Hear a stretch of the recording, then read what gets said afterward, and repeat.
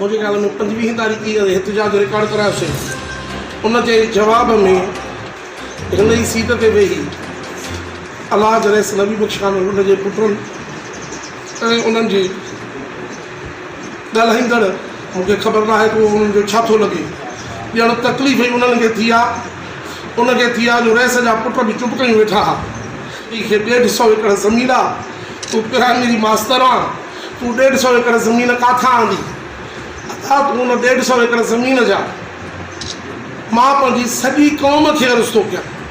उन 150 एकड़ ज़मीन जा कागज़ हिते हाणे नेब भी 70% हुकूम जे खज़ाने में जमा कराईंदी आहे, 30% पाण खणंदी आहे नी। मां उहा 150 एकड़ हिन खे थो ॾियां। ॾेखारियां थो हो चई आहे त असां वटि खाता आहिनि बाबा, असांखे खाता आहिनि। को बि हुननि जो खातो न आहे, तव्हांखे खाता पेश कनि। हा न मां खाता खणी आयो आहियां। हाजी गुलाम रसूल पावरे वेठो आहे, हिन जे नाले ते ज़मीन आहे, हिन खे मोरूसी मिल्कियत मिली।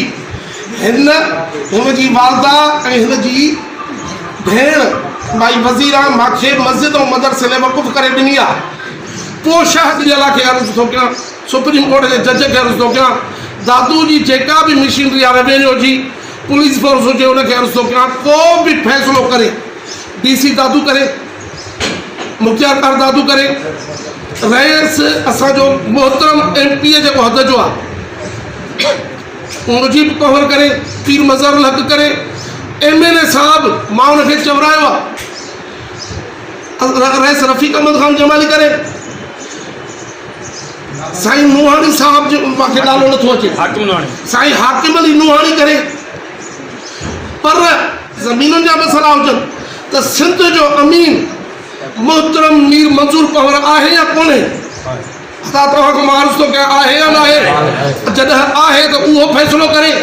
जेकॾहिं उहो चए थो त मोहम्मद राशिद मशवरी हे जेको हाजी गुलाम रसूल जो खातो आहे इहो कूड़ो आहे, तोखे को हक़ कोन्हे, मां उन्हनि खे बाहूं ॿधी पहिरें पई मां उन खां बख़्शाईंदुसि। असां त उन ते असांखे मोतबार धमकियूं था ॾियनि। हाजी गुलाम रसूल खे हीअं कंदासीं, राशिद ईंदो तूं गोलियूं हणंदासीं तोखे, वरी हिते वेही था चवनि त केस फाइल कंदासीं। अलाह ताला खोरा हे जेको रईस नंबर खां लुंड सिद्दीक़ियुनि खे कब्ज़े मन माशूक वेठो आहे, ओ पोड़ियुनि जूं ॻाल्हियूं बि ॿुधाए थो। अॼु खां 50-60 साल खां पोइ जी ॻाल्हि बि ॿुधाए थो। बाक़ी इहो ॿुधाए उन खां पोइ सही करे हुन खां उथाइणा। मां ठग आहियां, मां कूड़ो आहियां, तव्हां ॾिसो सॼी लुंड बिरादरी ॾिसे। मूंखे अफ़सोस थो थिए, रमेश जी दुआऊं वठो या तव्हां बेअदबी गुस्ताखियूं कयो। मां ठॻो आहियां, जहान शायदि ॾींदो लाड़काणे वांगुरु तव्हां पुछा कयो मां खंदो त केरु ठॻ आहे या केरु शैतान आहे। दादू वारनि खां पुछा कयो त केरु ठॻ आहे केरु शैतान। मुंहिंजी का बि हिकिड़ी ॻाल्हि का बि तव्हां रिपोर्ट कई आहे सवाइ हिननि जे हेठां चवनि त राशिद ठॻ आहे? कंहिंसां ठगी कई अथमि? अदा रहमतुल्लाह तोखे कहिड़ो दर्द वठी वियो आहे जेकॾहिं इदारो ठाहियो?